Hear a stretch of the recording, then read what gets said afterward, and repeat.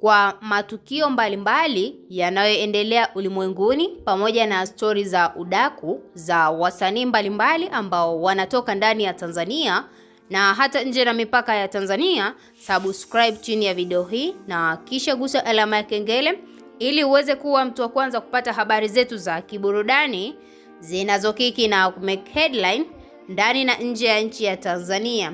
Ibana, katika mitandao ya kijamii pameweza kuchafuka baada ya skendo ambayo inamhusu mwanamke huyu ambaye ni Paula na Rayvanny. Story hii imeweza kuzua gumzo katika mitandao ya kijamii kutokana na mambo ambayo wamekuwa yakiyafanya siri na hatimaye Juma Lokole kuja kuya expose katika mitandao ya kijamii na kumtaka mume wa Paula aweze kufungua macho na kuona ni nini ambacho mwanamke wake amekuwa akifanya nje na mitandao ya kijamii na huyu mwanaume ambaye alikuwa ni ex wake. Na ikumbukwe moja kati ya kapo ambayo ilitikisa kipindi hicho katika mitandao ya kijamii, kapo ya wasanii ambao wamekutana ni watu famous katika mitandao ya kijamii, huwezi kuacha kumtaja Paula pamoja na Rayvanny.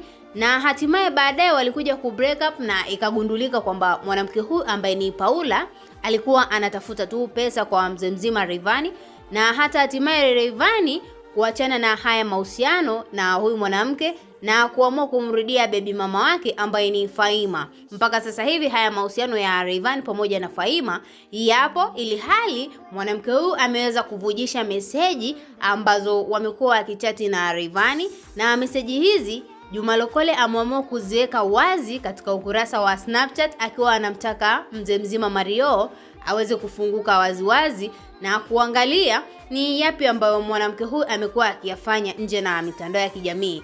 Na Juma Lokole akaendelea kukazia na kusema kwamba endapo mzee mzima asingeshtuka mapema kingemlamba, kwa sababu moja kati ya vitu ambavyo Paula amekuwa akifanya bila kumshirikisha mama yake, jambo hili ameweza kumshirikisha tena mama yake kwa mara nyingine. Na kama unavyokumbuka, bibie ambaye ni Kajala Masanja amekuwa akishirikiana njama za binti yake ambazo amekuwa akifanya nje na mitandao ya kijamii, na mambo haya yamekuwa yakileta taharuki katika mitandao ya kijamii kwa sababu wanahisi kwamba mama yake Paula ni moja kati ya mama ambaye ameshindwa kumhendo binti yake na hata hatimaye kushiriki yale maovu ambayo binti yake amekuwa akiyafanya katika mitandao ya kijamii na hata nje na mitandao ya kijamii. Sasa basi Juma Lokole amemtaka mwanamama huyu aweze kwenda kumtaka radhi Faima ambaye ni mwanamke wa Rayvanny wa sasa hivi, na istoshe ni baby mama wake, wana mtoto.